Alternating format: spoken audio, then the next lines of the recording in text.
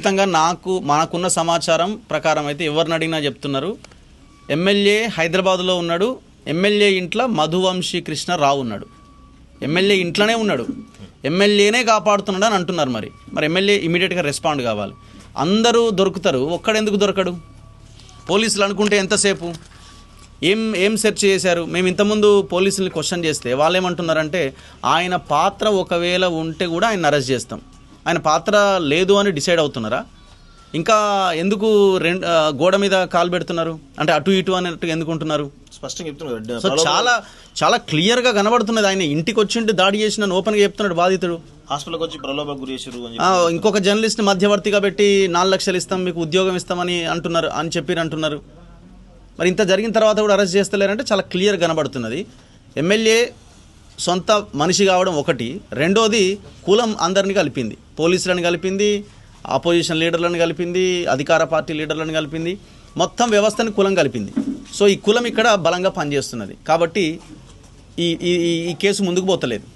మేము అరెస్ట్ చేసినాం, 307 పెట్టినాం, SC ST పెట్టినాం అంటే అసలైన మీద పెట్టాలి కదా, అసలైన మీద అరెస్ట్ చేయాలి కదా ఇమీడియట్గా. మరి ఈ కుటుంబం రక్షణ ఎవరిది? ఇప్పుడు ఆ కుటుంబానికి జరిగిన డ్యామేజ్ ఎవరిది? వాళ్ళ దగ్గర నుంచే కదా. ఈయన దాదాపు ఇంకొక 6 నెలల సంవత్సరం దాకా ఈయన లేచి పనిచేసేటట్టు కూడా లేదు. మనకి జరిగిన హెల్త్ డ్యామేజ్ సంగతి ఏంది? ఇప్పుడు ఈ రాష్ట్రంలో ఇన్ని దళిత సంఘాలు ఉన్నాయి, ఏం చేస్తున్నారు వీళ్ళంతా? మీరు ఓన్లీ హైదరాబాద్లో ఏమైనా రాజకీయ అంశం వచ్చి రేవంత్ రెడ్డిని తిట్టాలంటే, మోడీని తిట్టాలంటే, కేసీఆర్ని తిట్టాలంటేనే వస్తారా? ఇట్లాంటి వాటికి మీరు స్పందించరా? సో జర్నలిస్ట్ సంఘాలు కేవలం రౌండ్ టేబుల్లు, మీటింగ్లు కేవలం అక్కడ జరిగే ఇష్యూస్ మీదనే పెడతారా? ఇట్లాంటి వాటి మీద పెట్టరా? సో కాబట్టి తక్షణమే గవర్నమెంట్ రెస్పాండ్ కావాల్సిన అవసరం ఉన్నది. ఇది చాలా పెద్ద ఇష్యూ. మేము కూడా ఒక 2 రోజులు ఆలస్యం జరిగింది మాకు కూడా హైదరాబాద్ నుంచి ఇక్కడికి రావడానికి ఉన్న ఇష్యూస్ కారణంగా. మొత్తానికి ఇక్కడికి వచ్చినాం. ఇది లైవ్లో ఉండాల్సిన అవసరం ఉన్నది. లోకల్గా ఉన్న నాయకులే కాదు, రాష్ట్ర స్థాయిలో ఉన్న నాయకులు ఇక్కడికి రావాల్సిన అవసరం ఉన్నది. రండి, చిట్యాల మండలానికి రండి. భూపాలపల్లి జిల్లా చిట్యాల మండలంలోనే ఆయన ఇల్లున్నది. ఆ ఇంటి బయట మంచం వేసుకొని అక్కడే ఉన్నాడు. ఎంత దారుణం అండి! హాస్పిటల్లో, ఇంకా ఆయన హాస్పిటల్లో ఉండాల్సిన వ్యక్తి తీసుకొచ్చి ఇంటి ముందు పడేసినారు. అంటే ఎమ్మెల్యే ఇంట్రెస్ట్ ఏంది? ఖచ్చితంగా దీన్ని ఇంకా ముందుకు తీసుకెళ్తాం. ఎమ్మెల్యే రెస్పాండ్ అవ్వాల్సిందే. మీరు ఫోన్లో ఆడ కొండా సురేఖని ఎట్లా లేపాలన్న దాంట్లో బిజీగా ఉన్నారు, మంత్రి పదవి ఎట్లా వీకాలన్న దాని మీద. ఈ నియోజకవర్గంలో ఏం జరుగుతుందో మీకు సోయలేదు. మాజీ ఎమ్మెల్యే వచ్చారు ఇక్కడికి, ఏమన్నారు?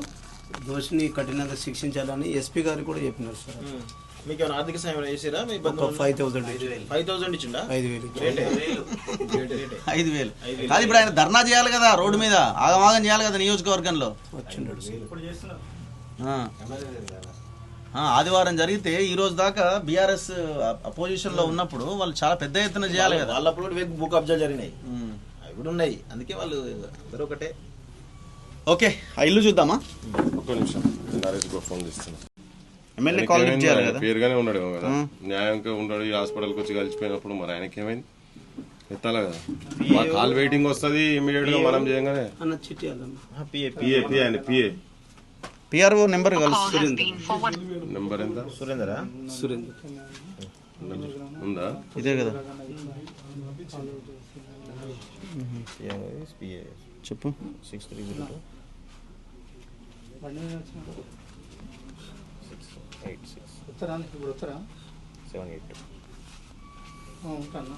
మీరు కాల్ చేస్తున్న వ్యక్తి వేరే కాల్లో మాట్లాడుతున్నారు. మీరు వేచి ఉండండి లేదా తర్వాత మళ్ళీ కాల్ చేయండి.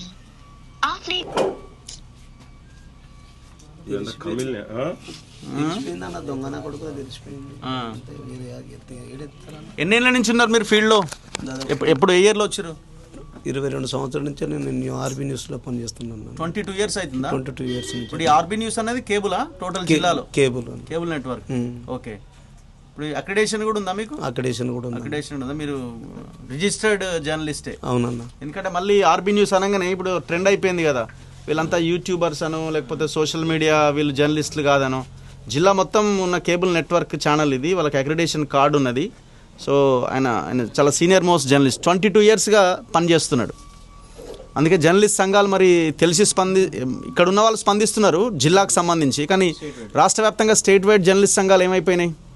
అల్లం నారాయణ సంఘం ఉన్నది, శ్రీనివాసరెడ్డి గారి, విరాహత్ అలీ గారి సంఘం ఉన్నది, ఇంకా ఇంకా చాలా సంఘాలు ఉన్నాయి కదా, కమ్యూనిస్ట్ బేస్డ్ సంఘాలు ఉన్నాయి, జర్నలిస్ట్ సంఘాలు. మరి వీళ్ళందరూ ఎందుకు రెస్పాండ్ అవ్వట్లే? ఎంత భయంకరమైన దాడి ఇది, మీరందరూ వచ్చి పరామర్శించాలి కదా. సో చాలా దారుణం ఇది. ఈ పర్టికులర్గా ఇక్కడైతే కులం అన్న అంశమే ప్రధానంగా కనబడుతున్నది. కులం లేదు అంటున్నాం కదా. మొత్తం ఆల్ ఇక్కడ ఉన్న ఎమ్మెల్యే సేమ్, డిఎస్పీ సేమ్, దాడి చేసిన కూడా అదే అదే అదే కులానికి సంబంధించిన వాళ్ళు కాబట్టే అతన్ని కాపాడే ప్రయత్నం చేస్తున్నారు. సో 22 yearsగా మీరు ఫీల్డ్లో ఉన్నారు. రేషన్ కార్డు షాప్లో ఓకే. సో ఇప్పుడు నిలబడడానికి కూడా ఛాన్స్ లేదన్న, నిలబడి బాగా దెబ్బలు కొట్టినారన్న. సో మీ చైర్మన్ ఎవరు? రమేష్ బాబు వాళ్ళు బాగా పట్టించుకుంటున్నారా? బాగా సపోర్ట్ చేస్తున్నారు అన్న. ఓకే. ఇంతకుముందు ఇన్కేబుల్ ఉన్నప్పుడు ఇన్కేబుల్ గూగుల్ ఓకే. ఆయన కూడా దాదాపు 2 days నా వైపున తిరిగి ఎమ్మెల్యే గారితో కూడా చెప్పింది సీరియస్గా. ఇదివరకు కూడా వస్తుంది.